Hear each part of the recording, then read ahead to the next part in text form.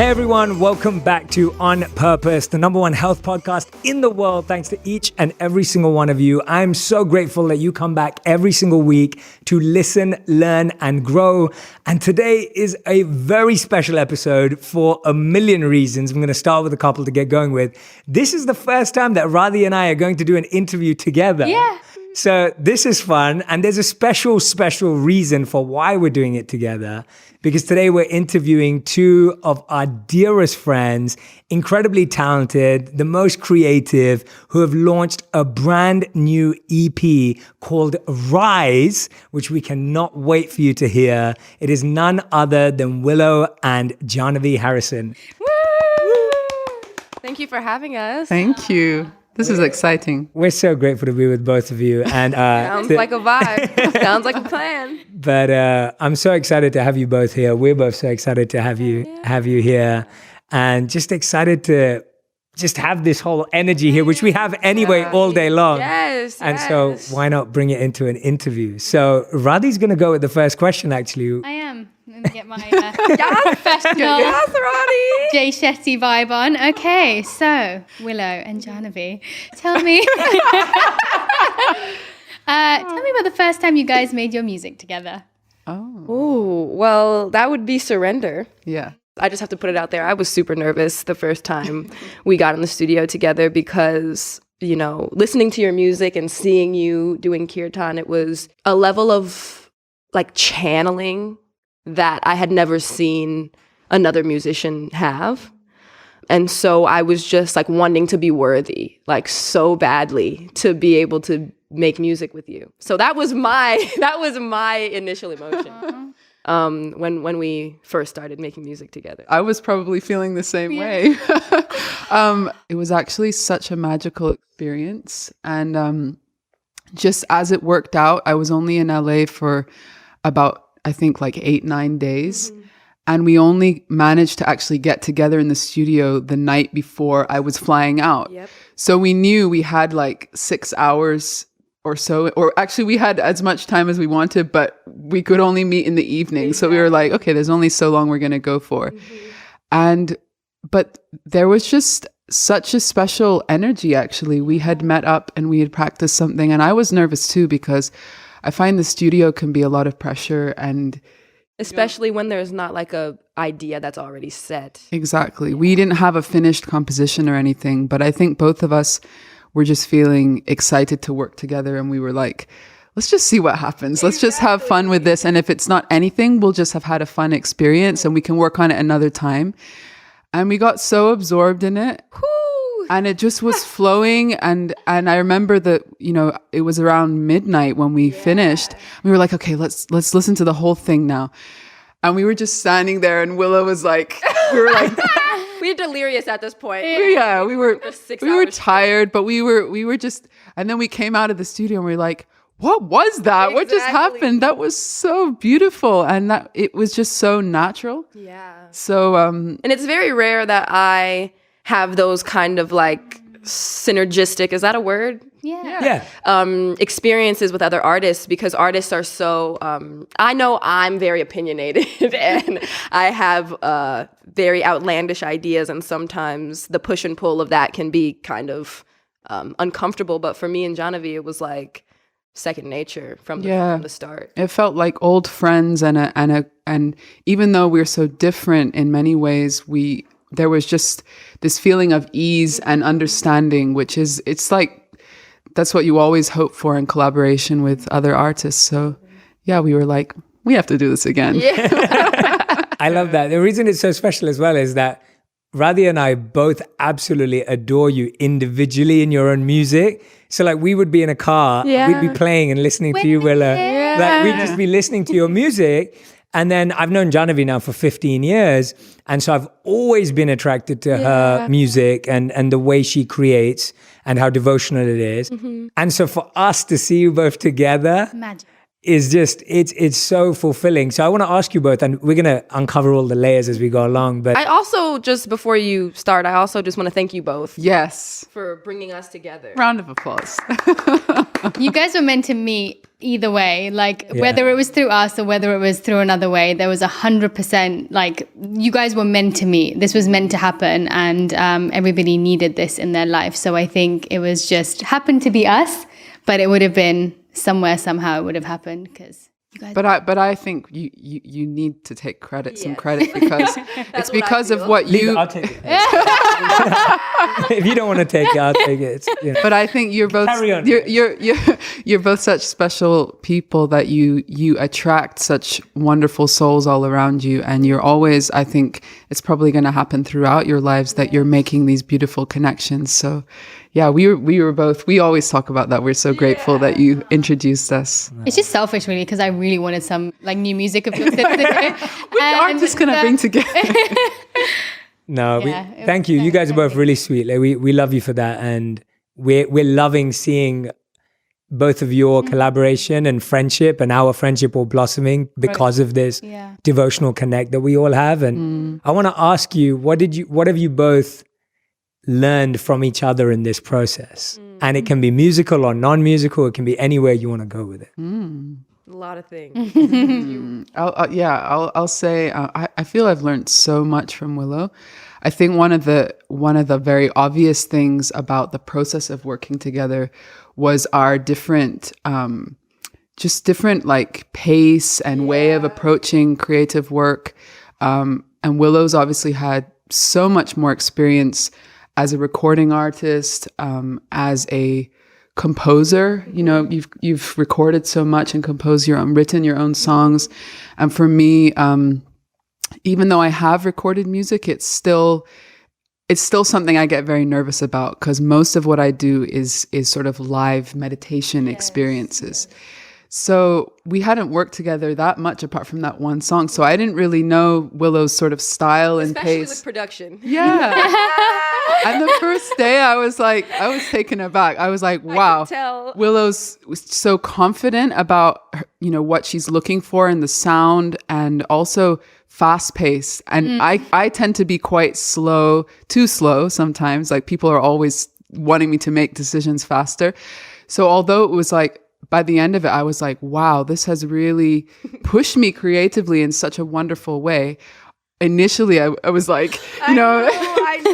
I was trying to like, not in a bad way, not in a scary way, but it was just like, when you're just like, oh, okay, I'm going to be growing here. I'm going to learn something You here. up a gear. Yeah, it took me up a gear. But I love that. I was sharing with someone the other day that Willow's approach is I feel it's the ideal artistic approach, which is to be, thank you. Yeah, it's to be curious and not overly controlling of the end result. Like, it's really to discover, for the studio to be a space of exploration, rather than like, I want to have this specific thing and it can't be anything other than that. Totally. It's a very playful and curious approach. And I think I can tend to be more focused on like, okay, but it has to be just like this. So yeah, but by the end of it, I just felt like, wow, I'm ready to be just more fearless in creating and more open to what I could discover. That's just one thing. There's many more, but I'll let you. I think, I would even almost say like the inverse. Like, I felt in times that I was overshooting and like kind of getting lost in the, but what about this? And we could do this, and maybe it's this. And like, I felt like Jahnavi was really instrumental in like kind of grounding me and being like, okay, what's the intention behind this? Like, I know you like that sound, but why are we using that sound? You know what I mean? Like, what's the where does that sound go in the song? What is that sound gonna say? Like, what's the intention of this? So like your intentionality with everything, you might think that it's sometimes a hindrance, but I think it's a blessing, because, in your heart of hearts what every single instrument and every single lyric means to you. And you're not just throwing things at the wall. Like, let's see if this sticks and maybe this, you know what I mean? And I think those two approaches they just complete each other in a really nice way. As they say, opposites attract. Yes. And I think that this was a case of that. Yeah. What do you guys feel, both of you together and individually, what was your intention for the music that you were creating together? I always want my music to bring people closer to themselves, make them feel like they're learning something, or there's a thought that's being planted that grows over time. And listening to Jahnavi's music, that's exactly how I felt. And then seeing it live, it was like, okay, how can I just bottle this? Yeah. Just to, like, I just want to have this. Obviously, that's the beautiful nature of it, because you can't bottle it and you can't just have it. That's why it's beautiful. But I think that going into it, that was and I had never made a devotional album before. Yeah. So I was even extra excited to explore that different part of me and what I could do with this new, with this new path in my life. I think also just speaking from having heard you do it and just hearing you talk about it when we're all having lunch or when we're hanging out, and just, I feel like your intention was so pure for it.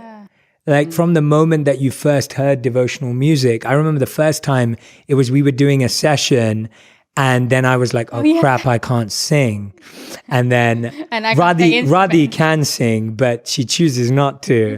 And then we were like, oh, let's play Jahnavi on our phone. And then that's the first time we all meditated in that way. And then there's Willow on the floor. Yeah. I know, just like, Oh my goodness. Like just fully with your heart open, like ready to receive. And that's the one thing about you, like, and actually on that note, when you were even thinking about doing this album, I feel like from what Jahnavi has told me and even experiencing from you, you wanted to get things so right. Yes. So whether it was your pronunciation or whether it was like, oh, what does this word actually mean? Yes. Like, oh, how is this word used? Like you really want to understand the depths. You're not just trying to and that journey, yeah, I want it to continue, and I want to keep nourishing that.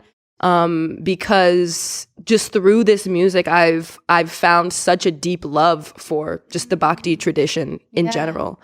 And I'm just so excited to just dive deeper into that and learn more and just broaden my horizon in that devotional sense. Which is so beautiful. Like you want depth. You don't just want, just like, oh, this sounds really good. Exactly. You really wanted to understand it and feel it in you so that other people can feel it. Definitely. And I think that makes a difference. Like both of you feel it so deeply and you've experienced it in different ways. So you're trying to share that experience with other people, but you can only share an experience that you've had yourself. Exactly. And so I think you really feel that through both of your music and through your words, and it comes from your heart. So, but I haven't heard from you. Your turn. No, I think that definitely that was our desire to try to capture the essence of what that is, this experience with mantra, with sacred sound, and share it in a way that makes it that little bit more accessible for people who haven't experienced it before.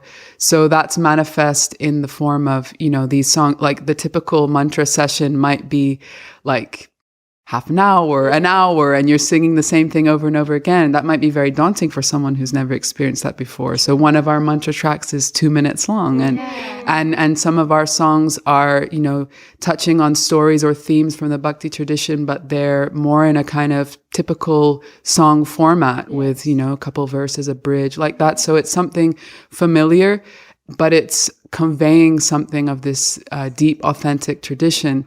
And so I think it's very natural that when something profoundly affects your life and touches your heart and offers a space of shelter and upliftment, you want to share it with other people. So that's what we want to just give it as a gift, if we can. And I really treasure the fact that we both had that same intention, and it makes working on anything just a complete joy, because you feel so aligned, and and that trust was really there. Like we both knew our intentions, and so trying to do things over long distance because of COVID, and having to make decisions maybe without one another because of time differences, and that trust was always there because we knew that our intentions were the same.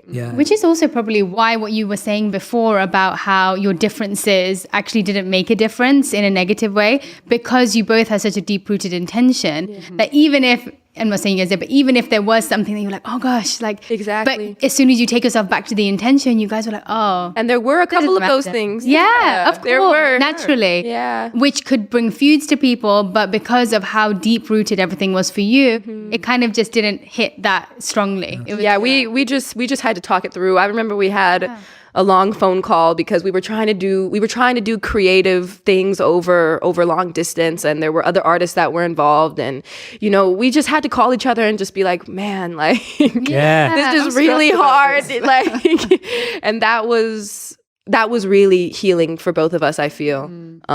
Just to be able to express that to one another and to be able to like kind of come back and be like, this is why we're doing this. Yeah. Let's not stress about something in a material sense, because that's not why we're doing it anyway.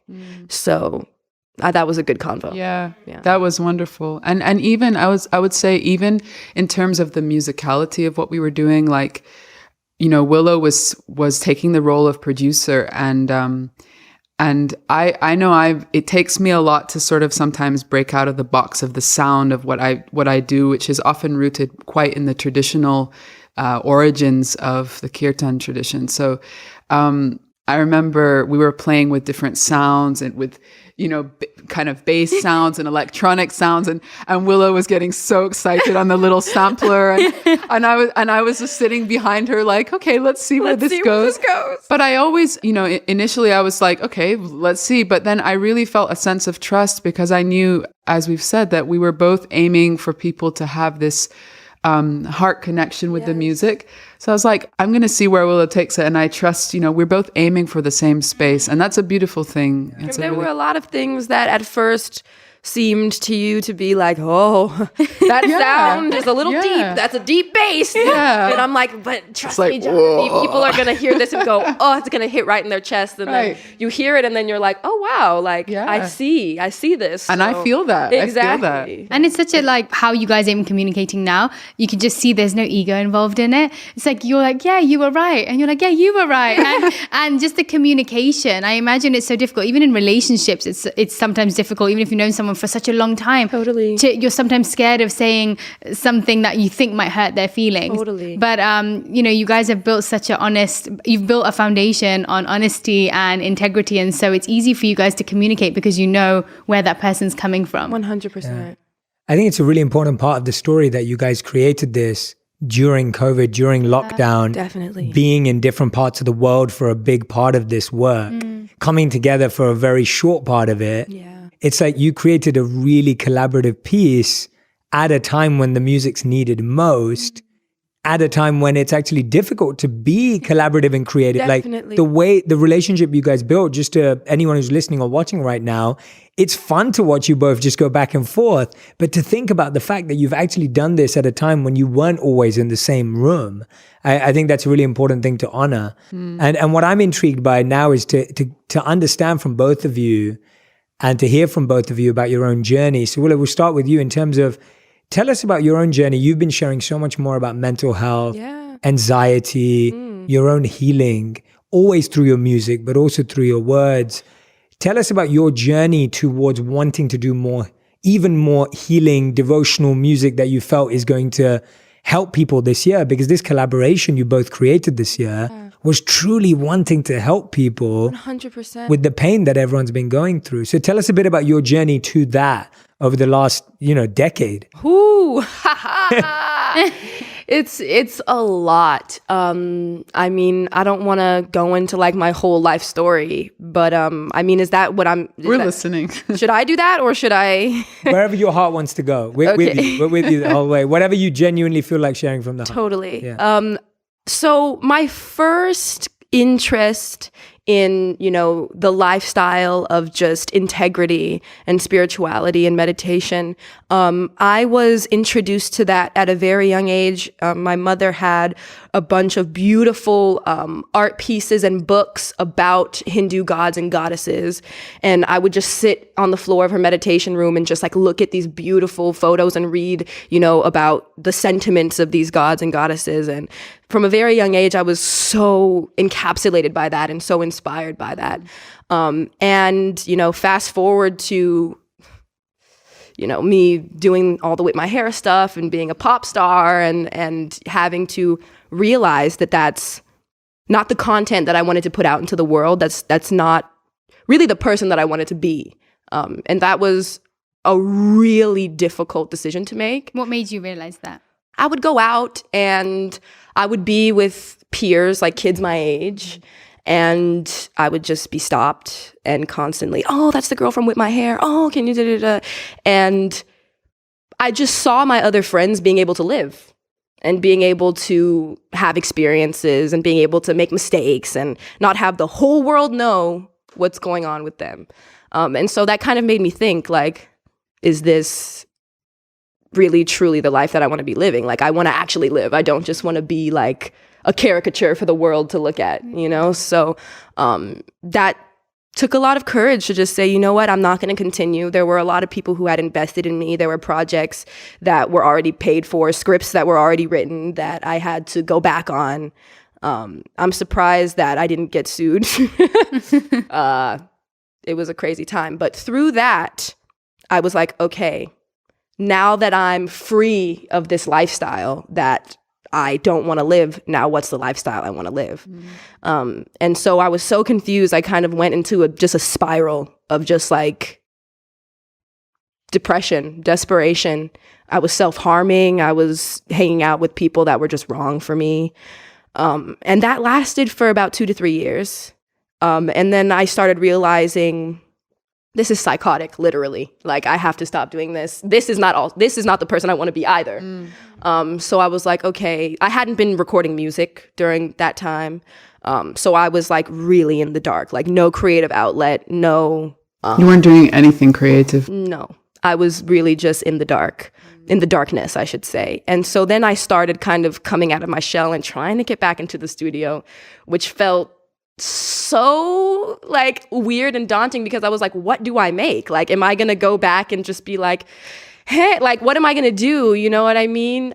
So like the first song that I had put out it was called Sugar and Spice. You could probably find it somewhere, but it was a Radiohead loop. And I remember just listening to that and going, I think I can continue. Like that little spark of like inspiration was just like, ooh, like I think I'm coming back. Yeah. And so, ever since then, I've just been kind of digging more into that. And as I've gone deeper just over that time of just, trying different types of music out, learning how to play the guitar, I just really realized that I just want to be in service. The only thing that makes, having this lifestyle worth it, and for me to feel like I have a purpose at all and to not fall back into that dark spiral, was making music that I felt would inspire people and that I felt would be in service to others.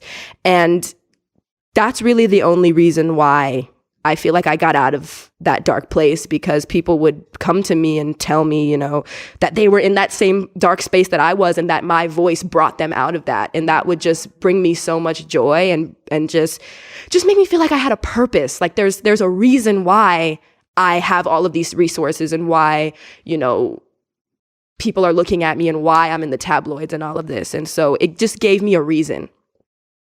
And this is just expanding on that reason. And I'm just so excited to continue to expand that reason and to grow that reason and help that reason spread to others. Thank you for sharing that. Thank you for so much for sharing that. That is beautiful. Like, that's phenomenal. It's amazing how you came to that conclusion for yourself, that service was where you wanted to be. And that's at the heart of devotional music. Like, that is it. So it's incredible to hear you explain just the natural challenges that come with your experience of life and the kind of back and forth and the recognition of both, that I don't want to be this, but I also don't want to be. Exactly. That's thank you so much for sharing that. All before the age of 20. I know, yeah. Yeah, Willow just turned 20. It's a crazy life. It's a crazy life, y'all.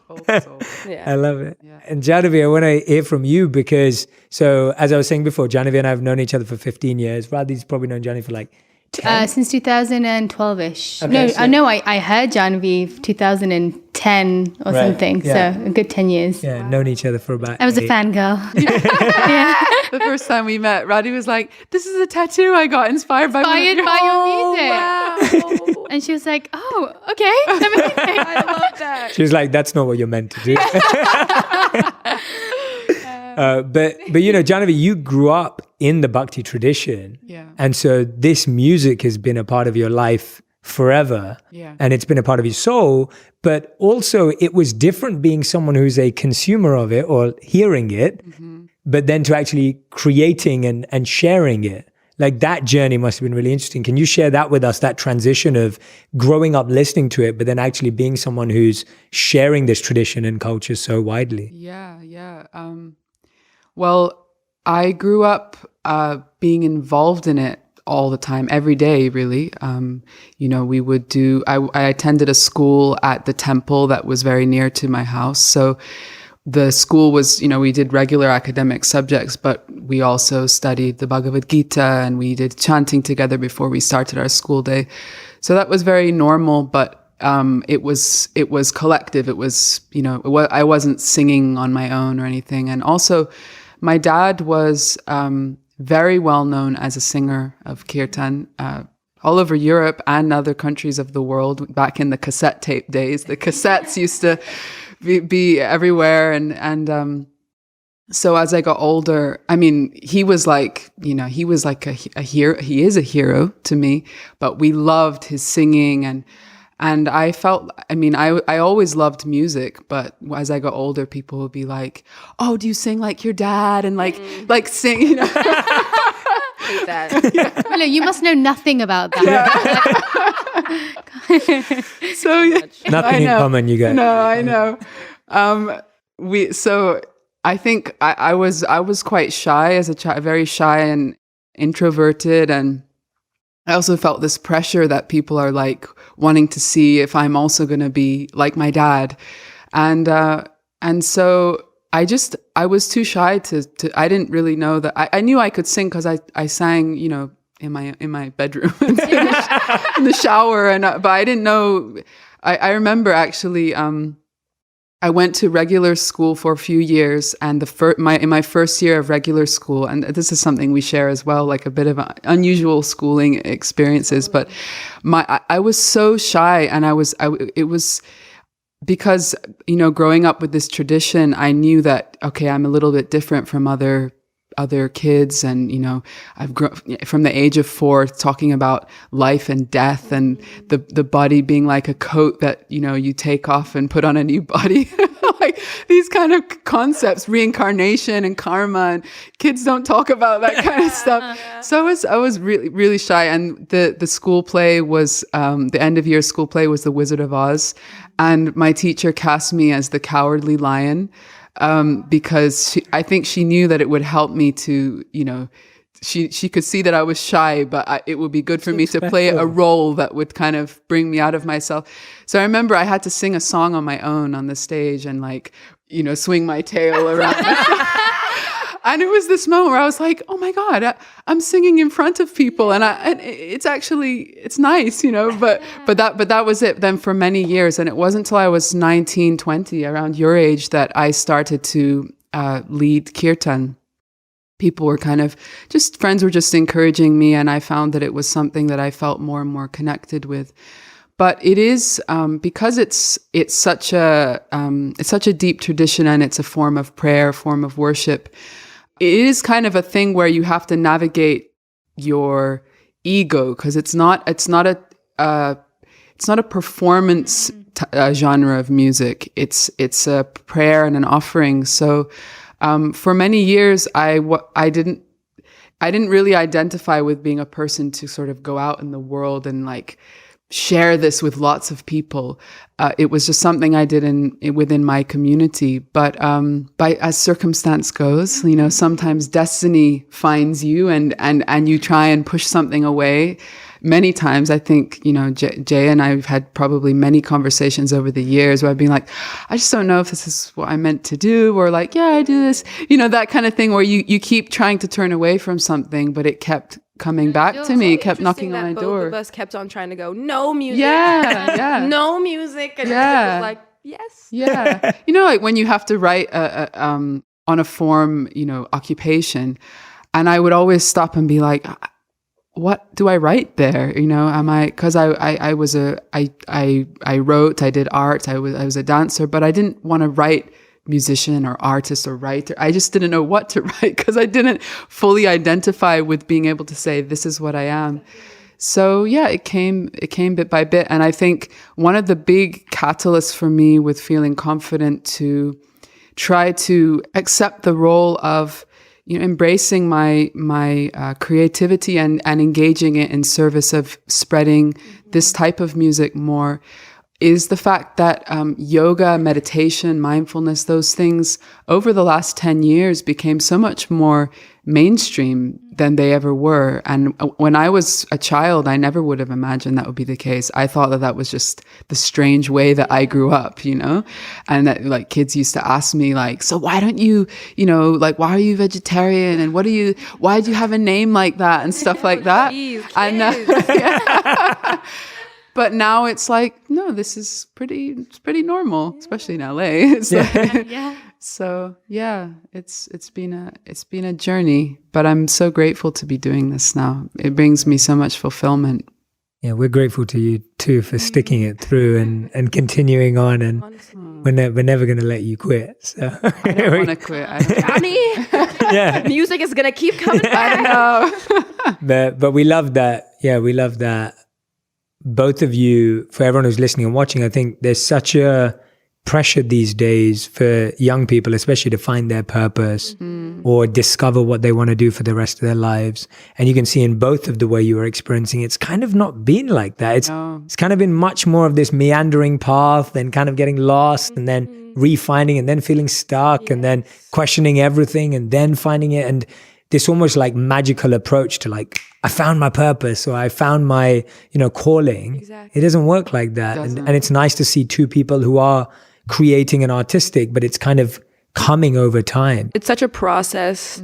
It's such a journey, and there's so many internal obstacles that need to be looked at and that need to be worked on until you can step into your calling, until you can step into your purpose fully. And God knows I'm still trying to step in. Yes. I'm still trying to step in. Yeah. What would you say are both of your, daily things that you do in your lives that help enrich you or uplift you? What are the things that you've started to do? Yeah, I think on a daily basis, because I feel like they're the things that really make, a difference if you're doing something regularly. You're so good at this. Yeah. I've watched a few of your... No. I haven't, but thank you. Please continue. Well, I find that daily meditation, I practice mantra meditation daily, and that is something that I really hold on to. Like I imagine, if you take life to be like a river, that is, the current is flowing very fast.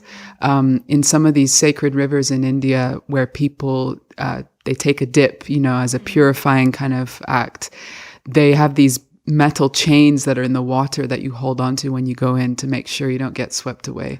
So I see the mantra meditation as sort of like this chain to hold on to in the rushing current of life. And it really, even though it's not easy, I know Willow has, a yoga practice she's been cultivating for a long time. To do anything daily is not an easy thing. And you don't always feel like doing it. And sometimes you do it robotically. And then you're like, I got to come back to, the deeper reason of why I'm doing this. But to just keep that commitment, it develops a relationship with sacred space within. It develops a relationship with the divine that really is, it's a lifesaver. It gives me inspiration. It gives me sense of connection, and it's a meditation. That the particular mantra that I recite daily, the meditation is on how can I be of service, and a prayer for service. Please allow me to be of service in this life. So I love how Willow was describing that service. It brings you out of that space, because every day we have to push against our tendency to be self-absorbed. It's like at every moment we tend to be caught in our head thinking about our own worries and things like that. And to turn that around to how can I serve? It's such a dramatic state change. And so for me, that helps. It helps then, whether I'm doing one thing or another, just to keep connecting with that core reason of why, of what is the purpose of my existence, to serve. It makes things a lot more simpler and joyful. I'm just going to piggyback off of what Jahnavi said. Yes, I've been cultivating a yoga practice for about, I want to say, 2 year and a half. We see those posts. Yeah. I want to say 2 years or a year and a half. And, another thing, aside from meditation that I try to do daily, sometimes it doesn't happen. I read every day. Right now I'm reading Inner Engineering by Sadhguru. So that's something that I've been putting my time into every day. So whether it's, literature, yoga, or meditation, one of those things is happening every day.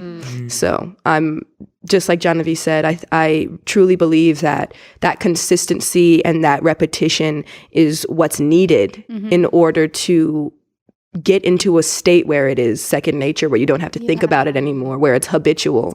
Exactly. And that's where I'm trying to be. That's where I'm striving to. I think what you both are doing, keeping it consistent, that's probably how, you've realized what the benefits are, that living a life without it, that feels more unnatural than doing the practice.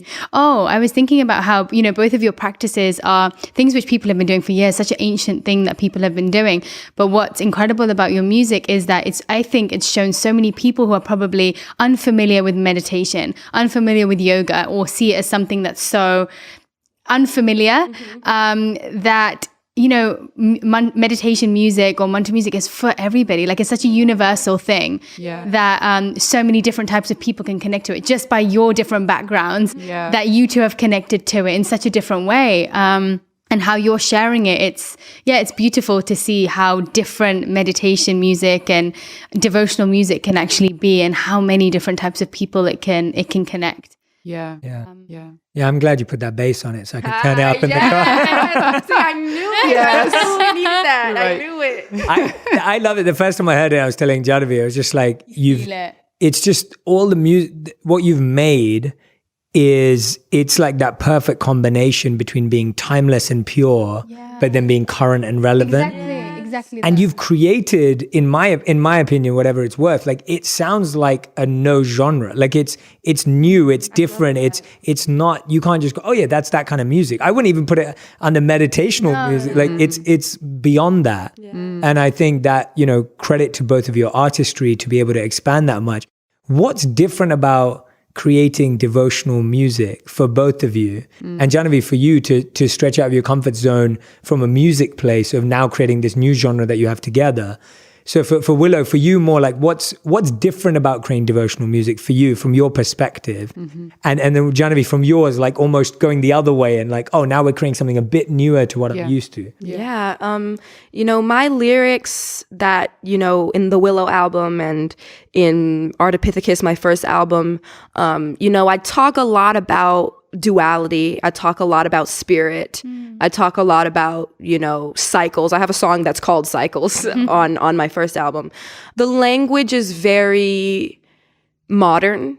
And what I love about Sanskrit is that it's deeper than language. And I think the real difference is bringing that ancient vibration to it that isn't just coming from me. It's coming from generations and generations of deeply spiritual individuals who have carried this on. And I think, feeling that is the biggest difference for me, because it's not just me coming up with something. Wow. Powerful. That's really powerful. Yeah, that's incredible to think of it like that. That's so well articulated. That's beautiful. Thank you. Bravo. You accept me.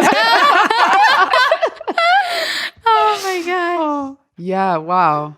I've been hit by your articulation of that. That's so beautiful. Yeah. I think it's so interesting because I think for me, it was almost, I wouldn't say the opposite, because naturally we're trying to retain the purity of devotional space. And like with recording, we set up a little altar, like in the studio. It's really nice to have that feel to be a sacred space. That intention, like you're making it. Yeah.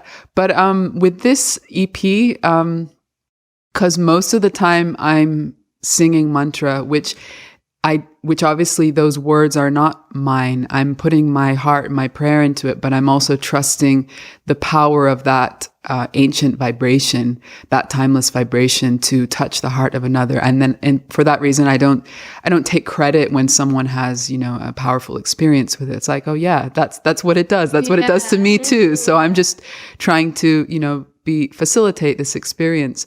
But with this album, I definitely was stretching myself because I think just before we came together, I'd been recently feeling a lot more inspired to write lyrics in English that convey some of these ideas and themes, definitely. Which was daunting for me because it's something I hardly ever do, let alone record. I have tons of voice notes in my phone, which will never see the light of day, ideas that I've had. But it was so cool because I didn't think we would actually work on those things. But when I showed some of them to Willow, she was so encouraging and excited about it. And I was sort of like, well, what do you think? Like, you add your lyrics in too. She was like, no, I love this. I think we should go for it. I was like, really? And then so to actually bring some of those ideas to life, for me, that was a beautiful experience of being able to come outside of the space of, okay, this is just mantra. It's not me, but here's this, ancient sound vibration to actually, here's some words that I wrote, which convey how I want to, take a snapshot of this, this sentiment, for instance, of surrender or what's how you've experienced it, how I've experienced it, or what's meaningful to me or to us, and for me that was a really that was extremely powerful. I came away being like, whoa, I didn't know I could do that. Yes. So I'm so grateful for that. Yeah, it was beautiful. Yeah, I could feel that sense of hesitancy. That's why I was like, yes. I was like, let's go full fledged. Yeah. Are you sure? She's like, let's do it. Yeah. Yeah. Because I was like, you gonna know the greatness of you today. What's the both of you live real lives in the real world. You go through your challenges every single day. And people who listen to this are going through their own challenges. What's been something that's been really beautiful or powerful for both of you individually that you feel has helped you discover answers at tough times or find new directions at tough times? What is it that both of you have turned to in your own life, whether it be musical or not, that you think that almost, what is it that people can do to express themselves more? Because it feels like so many of our feelings do get bottled up and do just get thought about inside. What has been powerful for you individually? I mean, it might be a little unorthodox, Yeah. but I actually really, really enjoy looking at myself in the mirror and explaining, like telling, like having a conversation with myself, basically. Like when I'm having tough emotions that I feel like I don't want to express to other people, or I feel like embarrassed or whatever it is, I always try to just look at myself and be like, no, you're valid. Like, explain the full depth of everything that you're feeling, and then look at yourself and explain back to yourself why those emotions, not why those emotions are okay, but accepting yourself in a certain way.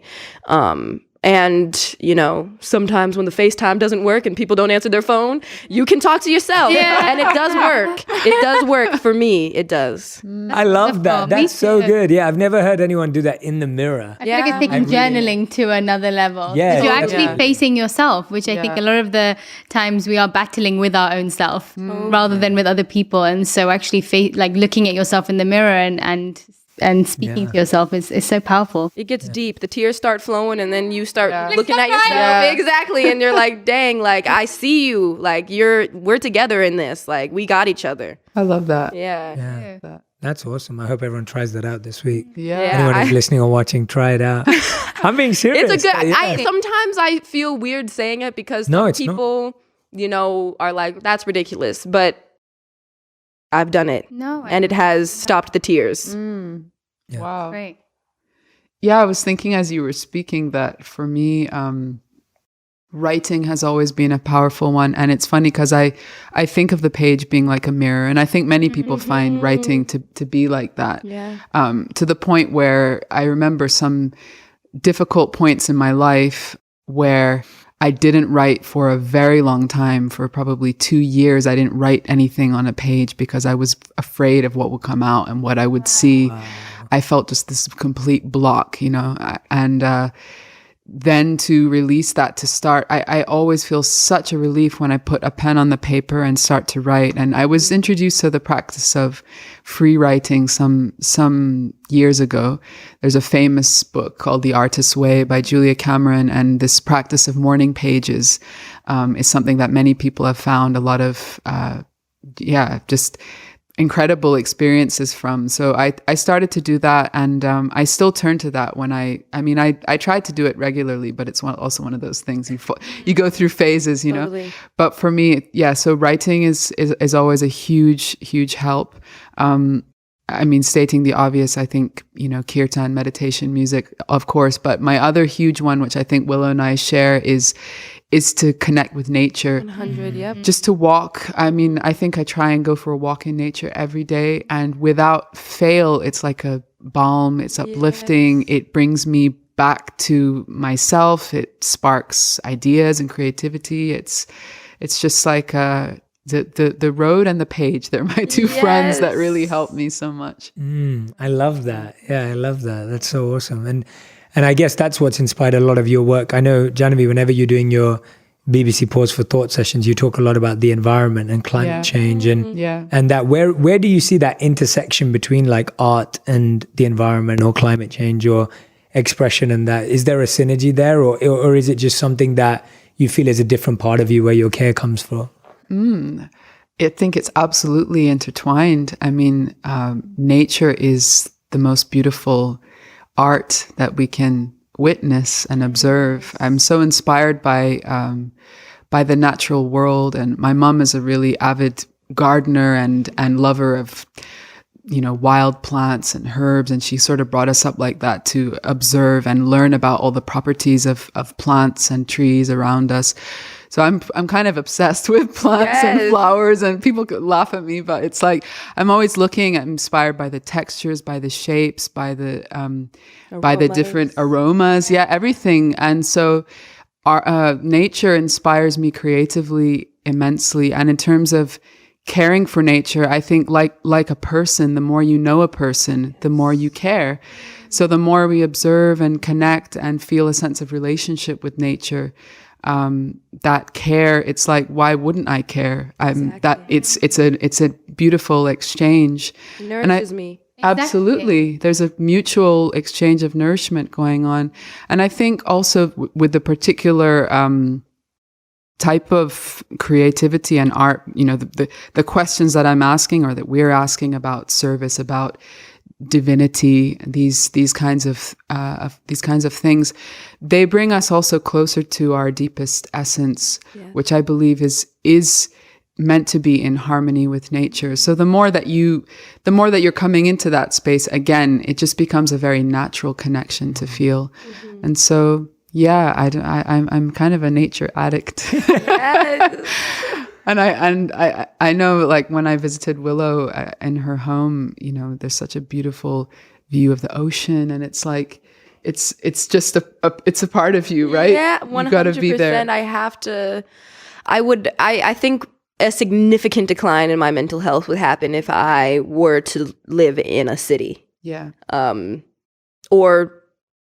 do live in a city, but if I were to live like amongst buildings. Yeah. Exactly. Yeah. I need to wake up and see trees. I need to just one tree. Exactly. At least one. One. At least one. I'm a nature addict. What can I say? Yeah. Just like you. Yeah. And that's definitely one of the biggest healing agents in my life. 100%. Yeah. Willow, we've been talking about this for the past couple of days about how you see this connection between spirituality and science and physics and spirituality. Now she's going to get going. And you've always been very much talking about like science and physics and like, but then you're also really interested in spirituality. Yeah. Tell us about how you started to see so early in your life the connection and synergy between the two. Yes. Because I think so often they're talked about so separately, or 100%. they're seen as like divisive or disconnected. Exactly. Yeah. I think one of the biggest moments in my life that made me really move towards this marriage of spirituality and science was, I had been reading a lot of spiritual literature. I had been reading a lot of Osho, I read this one book called Oneness, and that book changed my life forever. And just the idea of vibration, and that everything is vibration really hit me, because I am a musician and music is like the biggest love of my life.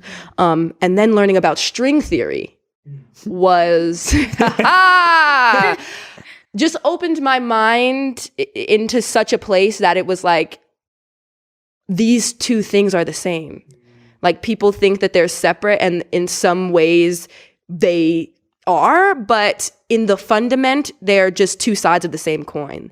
And so that inspired me to just dive really deep into the physical world and just how things work. And that's how I just got into physics and started studying physics. I've been studying more of the spiritual lane recently. It's hard, I will say, to study them deeply at the same time. But I study them separately, deeply, and I go back and forth and then try to figure out how to bring them together in some way. But in my life, I'm constantly relating my spiritual experiences with all of the scientific things that I've read, or, just being in physics class and telling my physics teacher, like, oh, you should read this book. And he's like, okay, I'm a physics teacher. I'm not a metaphysics teacher. So I just want to continue to just get more intelligent and more intelligent while also losing my ego. Mm-hmm. I think is where I'm trying to go, which is kind of, counterintuitive. Yeah. But I think it is possible. Yeah, absolutely. And intelligence in service. Exactly. And so that's really just, I have lots of goals. But that's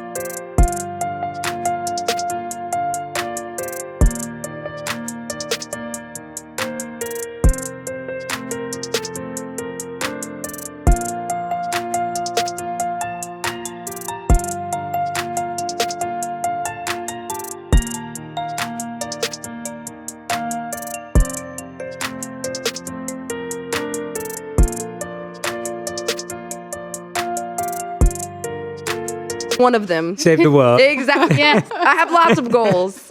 But they all give me joy, and really just my curiosity for both makes life just exciting.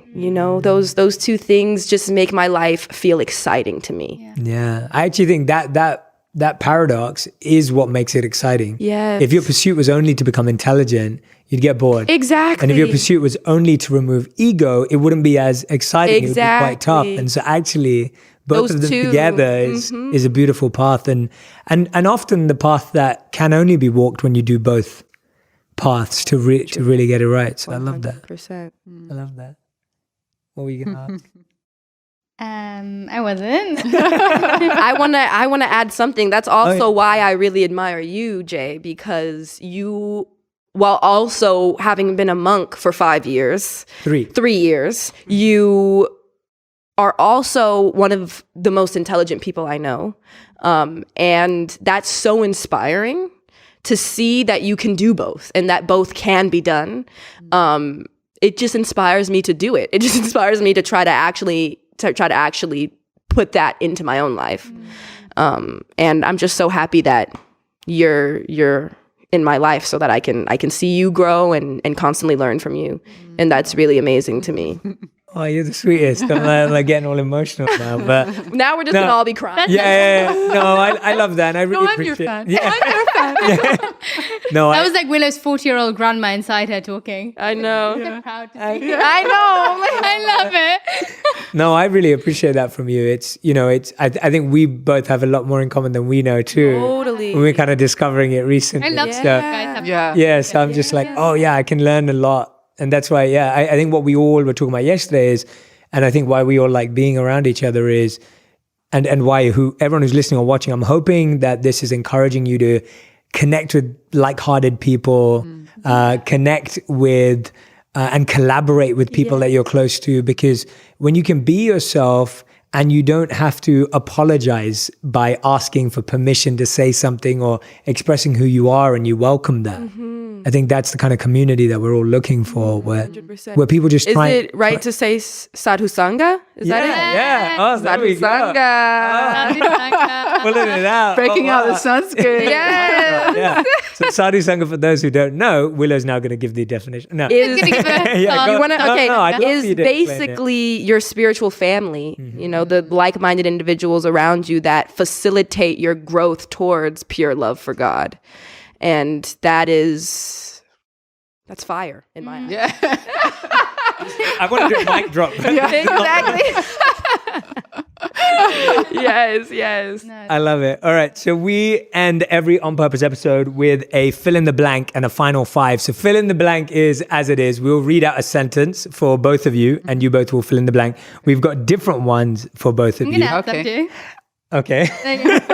And then we're going to do a final 5. So we'll start with fill in the blank, and you do Willow, I'll do Jahnavi. Okay. Making music is about. Unlocking people's hearts. Peace is found. When my actions are in alignment with my values and my heart. Love that. I want my listeners to. I want my listeners to break down.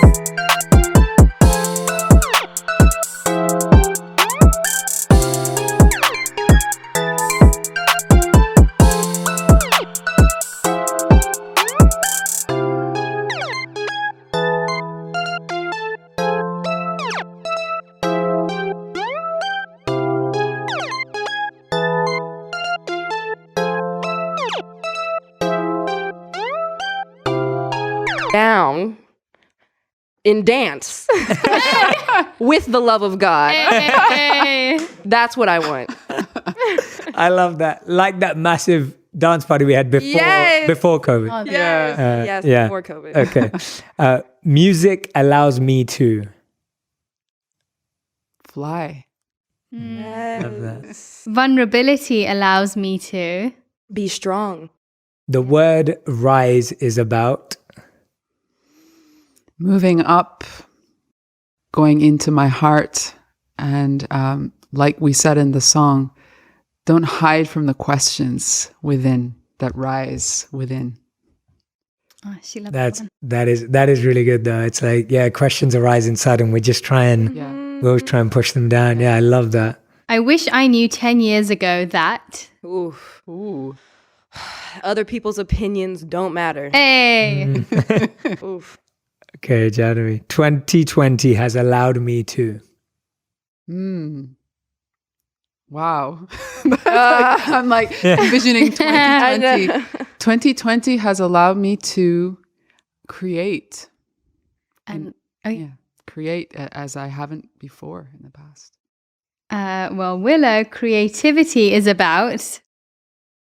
Creativity is about expressing oneself entirely. Love that. Collaboration is about. Listening. Yes. Amazing. Yes, Jahnavi. Yes. Love that. Awesome. I feel cute when This one's obviously not on the list. from Jay's list of questions. I feel cute when Prema is coming onto me. Yeah, I'm loving God. Jahnavi, you feel cute when I feel cute when I'm around Radhi. Yes. What have you done to this interview? I think it ended it really well. Go on, ask us Okay, this so these are the final 5. That was very good, by the way. Fantastic, fantastic You guys. answers. Final 5. So these have to be answered in one word or one sentence maximum. Oh. And they're the same questions for both of you. So I'll ask the question and then both of you can go in Well, maybe any you guys order. can be like a buzz or a beep to answer first. Buzz or a beep? Yeah, Wait, what? buzz. So like he'll ask the question and whoever's got the answer first, buzz, beep. Oh, okay. Right. All right. Okay. Oh, all right. Being competitive. Yeah, I know. All right. No, I'm like, You better not going. Be a bit competitive. Okay. Okay. What is the biggest lesson that you've learned this year? We'll put a sound effect in. We'll put a sound effect in to make it more. detachment. Beautiful. The power of community. Love that. Okay. The second question is, this is one of my favorite questions I ask on the show. So, what do you know to be absolutely true, but a lot of people may disagree with you on? And what is it that you're so confident about and so sure about in your life, but a lot of people may disagree and they may not necessarily understand? Self-love is the most important love. Nice. But I don't know if anyone would disagree. I'd say connection with spirit and the divine is essential for a purposeful life. Yes. Yeah, I can see people disagreeing. Yes, I could. Yes. Yeah. All right. The third question is, if you could set one law that everyone had to follow in the world, what would it be? If you had to create a new law that everyone in the world had to follow, what would it be? You're like, stop. I know. I'm like, I need this to be good. Just in case someone's listening. I'm gonna give 2 different because this is too important to me to just say in one 2 way. laws. You get 2 laws. You can take Jahnavi's too. It's either treat people the way you want to be treated, or treat people with the utmost respect at all times, no matter what. I feel like that would help a lot of the wars and a lot of the inequality that goes on. Yeah. Thank you. Yeah. Wonderful answer. I want Willow's laws, but also I was thinking a law. I don't know how this would actually be manifest or policed, but a law about being truthful and honest. Can you imagine if everyone had to be truthful, if there had to be integrity to one's word? Yeah. What a place the world would look like along with Willow's laws of love and respect. It's like that movie. Did you see that Ricky Gervais movie where they actually did that? It was like a movie where Or they couldn't lie or something. Where everyone, the man who invented lying. Yeah, that's it. Yeah. I That didn't was see a funny movie. Yeah. I remember the Jim Carrey one, Liar, Liar. Liar. Yeah. Totally. Yeah. Totally. Yeah. Okay, so two more questions left. Fourth question is, what is your personal favorite song on the EP and why? So you can be over one sentence on this. What is my personal favorite song on the EP and why? I'd have to say Born to Give. Just because the instrumentation, it's like, when do you ever hear a guitar solo on top of a mantra that's being repeated? Like, we're saying Sachit Ananda like electric guitar solo. Oh yeah. While Sachit Ananda is being repeated. I just was like, I'd never heard anything like that. So I was like, I really love this moment. I think that would be my favorite song. I love that. That's cool. That's a cool reason. Go Yeah, on, it's really, I mean, honestly, I actually do love them all equally, but Gajendra or Let Go is one of my favorites because I love the story that it's connected to, which is from the Bhakti tradition, and this theme of surrender is so meaningful to me. But to express it in English lyrics, and yeah, I just love it, and I love this bridge. A lot of people have been posting themselves singing it. Yeah. Yes. I just love that. I was telling Willow that a few weeks before we met up, I watched Hamilton when it went streaming online, and I was so inspired by the lyrics and the way that the music was composed and constructed, and I think that was in my head a little bit when I wrote this. So yeah, I love that song. Lastly, the most important one, both of you do an impression of each other from your experience in the studio. 100%. You're like, perfection. Literally me. Or like, I feel like that would be such a vibe. Yeah, that's me. And then when I'm like on the keyboard trying to find the sound, Jahnavi's like, okay, I could see that maybe. I could see that. And I'm like, okay, she doesn't like this. Let's move on. My favorite Willow is that hits differently. Yeah. That really hits different. Yesterday when we were talking about the Bhagavad Gita, I was like, oh, I kept on saying that. I was like, oh, that hits different. Oh, that hits different. It's a great statement. I love this it. is so Everyone, lovely. Willow and Jahnavi, go and listen to the Rise EP. We'll put the link everywhere. Please go and check it out. It's It will a transform your beautiful heart, experience. open it, and fill it with so much joy. Yeah. Oh, I will. Go on, Jahnavi. It will transform your heart, open it, and fill it with so much joy. But no, we really want you to go check it out. And thank you so much for listening today. Thank you so much. And if you don't already, go and follow Willow and Jahnavi on Instagram and tag us when you share it. Tag them when you share it, because we want to hear you guys singing along. We want to see you finding your peace, finding your calm. And so please tag them when you share it, because they'll be looking out. We'll be looking out. And we're so grateful again to have you here on Purpose. Thank you so much. Big thank you to Radhi for doing this.